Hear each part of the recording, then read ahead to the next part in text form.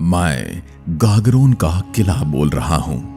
मैं राजस्थान के झालावाड़ जिले में स्थित एक पहाड़ी दुर्ग हूं।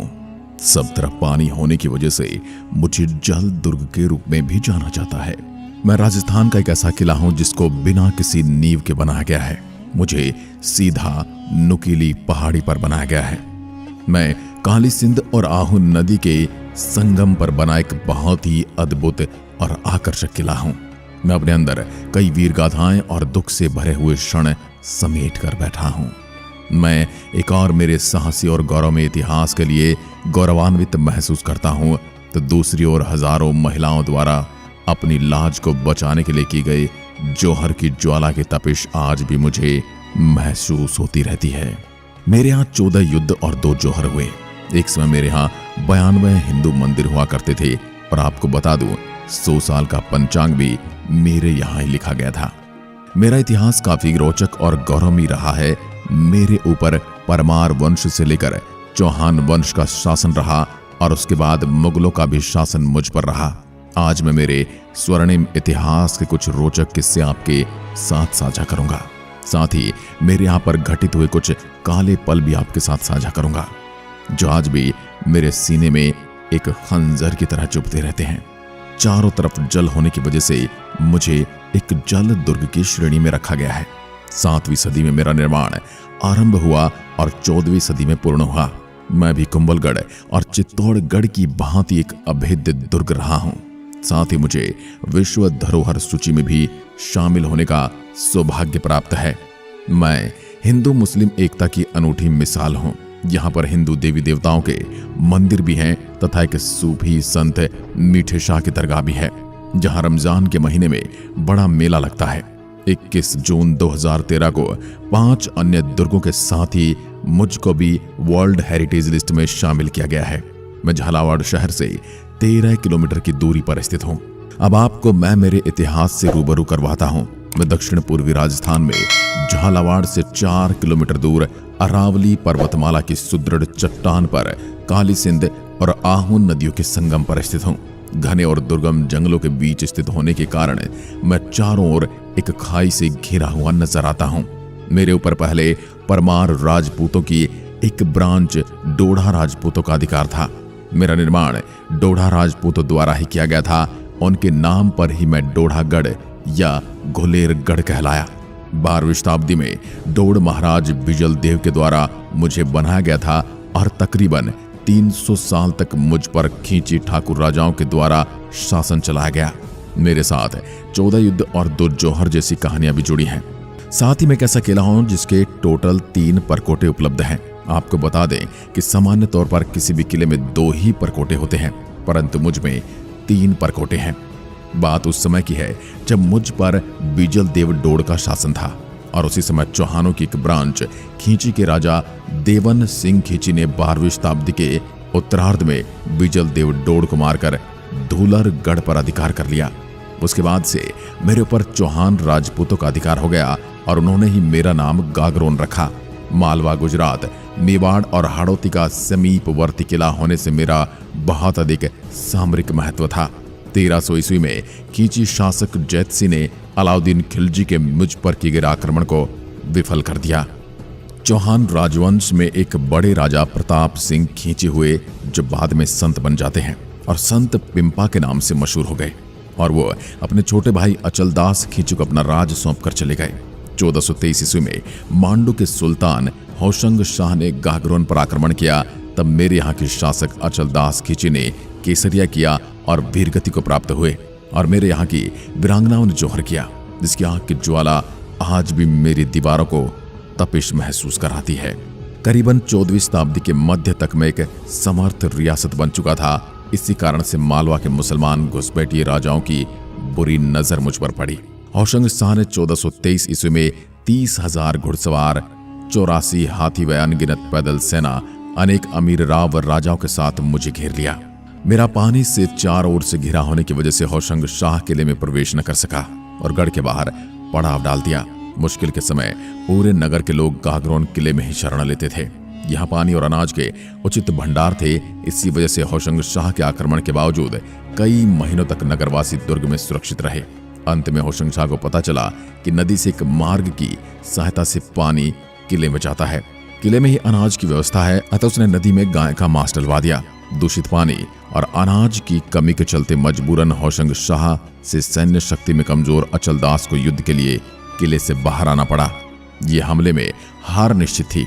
इस कारण कायरता के साथ मरने से अच्छा राजा अचलदास ने सेना सहित युद्ध करने का सोचा। दुश्मन सेना संख्या में बहुत ज्यादा थी तो हार निश्चित थी, तो सभी ने साका करने का सोचा और सर पर केसरिया बांधकर मेरे यहां से रणबांकुरे दुश्मन सेना पर बिजली की तरह टूट पड़े। इस युद्ध में अचलदास वीरगति को प्राप्त हुए। हालांकि इस युद्ध में दुश्मन सेना के भी कई सैनिक मारे गए थे। राजा अचलदास की हार के बाद मालवा की हजारों स्वाभिमानी महिलाओं ने मुगल सैनिकों के हाथ में आने से अच्छा अपनी जान को निछावर करना समझा और इस प्रकार एक निश्चित दिन सभी महिलाओं ने जौहर कर लिया। इस जौहर में राजपूत महिलाओं के अलावा अन्य जाति की महिलाएं भी शामिल थी। यह मेरे यहाँ का प्रथम साका था। बाद में 1437 ईस्वी में मुझ पर खींची शासक पाल हसनी ने पुनः अधिकार कर लिया। 1444 ईस्वी में मालवा के सुल्तान महमूद खिलजी प्रथम ने एक बार मुझे फिर से अपने अधिकार में लिया। तब किले की महिलाओं ने जौहर किया। ये मेरा दूसरा साका था। उसके बाद महमूद खिलजी ने मेरे में एक और कोट का निर्माण कराकर उसका नाम मुस्तफाबाद रखा। विशाल युद्ध में जब राजा अचलदास की हार हुई और होशंग शाह ने जीत हासिल की, तो उसके बाद भी उन्होंने राजा अचलदास की किसी भी स्मृति या फिर व्यक्तिगत निवास के साथ किसी भी प्रकार की छेड़छाड़ नहीं की। इसके पीछे वजह थी खींची की वीरता। मुस्लिम शासक अचलदास खींची की वीरता से इतने प्रभावित हुए थे कि उन्होंने सैकड़ों साल किले पर राज करने के बावजूद भी अचलदास के सोने वाले स्थान में से न तो उनकी पलंग को हटाया और न ही पलंग को नष्ट करने का प्रयास किया। साल 1950 तक अचलदास खींची की पलंग उसी जगह पर मौजूद थी जहां पर जब अचलदास खींची जिंदा थे। हर शाम पलंग पर लगे बिस्तर को साफ किया जाता है।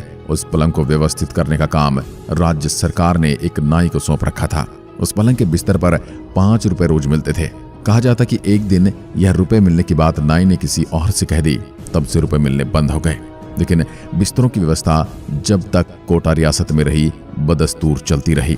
कोटा रियासत के राजस्थान में विलय के बाद यह परंपरा धीरे धीरे समाप्त होने लगी। तदनंतर हिंदू सम्राट राणा सांगा ने पुनः मुझ पर अधिकार कर मुझे मेदिनी राय को सौंप दिया। 1532 ईस्वी में गुजरात के बहादुर शाह, 1542 ईस्वी में शेर शाह सूरी, 1562 ईस्वी में अकबर ने मुझ पर आधिपत्य स्थापित कर लिया था। शाहजहां ने मुझे कोटा के राव मुकुंद सिंह को दे दिया और 1948 ईस्वी तक मैं कोटा राज्य के ही अंतर्गत रहा। तिहरे परकोटे से सुरक्षित मेरे में सूरज पोल, भैरव पोल तथा गणेश पोल प्रमुख प्रवेश द्वार हैं। गागरोन दुर्ग स्थापत्य में विशाल जौहर कुंड, राजा अचलदास और उनकी रानियों के महल, नक्कार खाना, बारूद खाना, टकसाल, मधुसूदन और शीतला माता के मंदिर, सूफी संत मीठे साहब की दरगाह और औरंगजेब द्वारा निर्मित बुलंद दरवाजा प्रमुख है। मैं वीरों की वीरता का केंद्र रहा हूँ। मैं खींची राजपूतों के पराक्रम का प्रतीक रहा हूँ। मैं हिंदू मुस्लिम एकता का प्रतीक गढ़ रहा हूँ। जहाँ संत पीपा की मठ भी है। धनुषाकार द्वार, शीश महल, जनाना महल, मर्दाना महल की शिल्पकारी अपने आप में अनूठी है। मेरे अंदर अनेक स्मारक, जलाशय, कुएं, भंडारण भी बने हुए हैं। मेरे यहाँ तिहिरा परकोटा बना हुआ है और उसको जालिम सिंह ने बनाया था, जिस वजह से उसको जालिम कोट कहते हैं। अचलदास खींची मेरे यहाँ के पराक्रमी शासक थे। जब होशंग शाह ने मुझको अपने कब्जे में लिया तो उसने कभी भी अचलदास के शयन कक्ष के साथ कोई छेड़खानी नहीं की थी। कुछ लोग बताते हैं कि मेरे आज भी कोई पैरालौकिक शक्तियां निवास करती हैं। लोग मानते कि राजा आज भी अपने महल में आकर पलंग पर सोते हैं तथा हुक्का पीते हैं। बांधकाम के नजरिए से देखा जाए तो राजस्थान में मेरी गिनती बेजोड़ किलो में होती है। और आपको बता दूं कि मेरी सबसे मुख्य बात यह है कि मेरी सिक्योरिटी सिस्टम को निर्माण करते समय काफी मजबूत बनाया गया था। मेरे चारों तरफ काफी ऊंची पर्वतमाला स्थित है, जिसकी वजह से मुझको कुदरती तौर पर सुरक्षा प्राप्त है। मेरा निर्माण इस प्रकार से कराया गया था कि गागरोन किला दूर से किसी भी व्यक्ति को न दिखाई दे। इसलिए अक्सर दुश्मन को दूर रहने पर ही मैं स्पष्ट तौर पर दिखाई देता था और यही वजह है कि दुश्मन दूर से मेरी सिचुएशन के बारे में सटीक अंदाजा नहीं लगा पाते थे। मेरा निर्माण करने के लिए बड़े बड़े पत्थरों से निर्मित शिला का इस्तेमाल किया गया था। मेरे आसपास में लगातार पानी से भरी रहने वाली खाई भी उपलब्ध है और मेरे अंदर घुमावदार प्रवेश द्वार भी हैं, जिसकी वजह से मेरे सिक्योरिटी सिस्टम को तोड़ना किसी भी दुश्मन के लिए काफी कठिन काम था। प्राचीन काल में मेरे मुख्य प्रवेश द्वार पर लकड़ी का उठने वाला पुल भी उपलब्ध था। मुझ पर मुगल शहंशाह शाहजहां ने भी अपना शासन चलाया था, परंतु आगे चल करके उन्होंने राव मुकुंद सिंह को मुझे सौंप दिया था। बता दो कि राव मुकुंद सिंह कोटा के राजा थे। इस प्रकार शाहजहां के द्वारा राव मुकुंद सिंह को किले का अधिकार सौंपने के बाद किले पर ठाकुरों का अस्तित्व हो गया था। मेरे बारे में यह है कि समय समय पर अलग अलग राजा के द्वारा मेरा निर्माण करवाया गया था और 18वीं शताब्दी आते आते तकरीबन 5 बार मेरे क्षेत्र को विस्तारित किया गया था। अब बात करते हैं आप मुझ तक कैसे पहुंच सकते हैं। उससे पहले मैं आपको बता दूं कि मेरा घूमने का टिकट 50 रुपए है। मेरे यहाँ आने के लिए फ्लाइट, ट्रेन या बस किसी का भी चुनाव कर सकते हैं। मेरे यहाँ का सबसे नजदीकी हवाई अड्डा कोटा हवाई अड्डा है, जो तकरीबन झालावाड़ से सिर्फ 82 किलोमीटर की दूरी पर स्थित है। भारत के मुख्य शहरों से यात्रा करके कोटा हवाई अड्डे आया जा सकता है और कोटा एयरपोर्ट से झालावाड़ के लिए आप कैब, टैक्सी भाड़े पर ले सकते हैं या राजस्थान रोडवेज की बस से यात्रा करके झालावाड़ पहुंचा जा सकता है। अगर आप मुझ तक आने के लिए ट्रेन का चुनाव करते हैं तो उसके लिए बता दूं कि झालावाड़ का निकटतम रेलवे स्टेशन रामगंज मंडी में है, जो झालावाड़ से लगभग 26 किलोमीटर की दूरी पर स्थित है। रेलवे स्टेशन से मेरे तक पहुंचने के लिए आप टैक्सी, कैब, यहाँ के स्थानीय वाहनों की मदद ले सकते हैं। अगर आप सड़क मार्ग से झालावाड़ आना चाहते हैं, राजस्थान के प्रमुख रोडवेज के माध्यम से अन्य प्रमुख शहरों से जुड़ा हुआ है। इस मार्ग पर कई राजनीतिक वाहन और निजी बसें हैं जो झालावाड़ के सभी आसपास के मुख्य शहरों से जोड़ती है। वहां से आप अपनी कार या फिर टैक्सी से आप मुझ तक पहुंच सकते हैं। मेरे यहाँ घूमने का सबसे अच्छे समय की बात करें तो मेरे यहाँ आने के लिए सर्दियों के महीनों के दौरान यानी अक्टूबर, फरवरी का समय सबसे अच्छा समय होता है, क्योंकि इस दौरान मौसम दिन में काफी अच्छा रहता है और रात सर्द होती है। झालावाड़ शुष्क जलवायु के साथ एक बहुत गर्म क्षेत्र में स्थित होने की वजह से गर्मियों के मौसम में यहाँ की यात्रा करना उचित नहीं है। तो जहां तक हो सके मुझे घूमने का प्लान सर्दियों में ही बनाएं। तो दोस्तों, ये थी झालावाड़ के गागरोन किले के बारे में संपूर्ण जानकारी। आपको वीडियो कैसा लगा हमें कमेंट करके जरूर बताएं। साथ ही वीडियो में दिखाई गई जानकारी पसंद आई है तो अपने दोस्तों और रिश्तेदारों के साथ भी साझा करें। और अभी तक चैनल को सब्सक्राइब नहीं किया है तो चैनल को सब्सक्राइब करें और बेल आइकन को जरूर दबाएं। जय हिंद, जय भारत।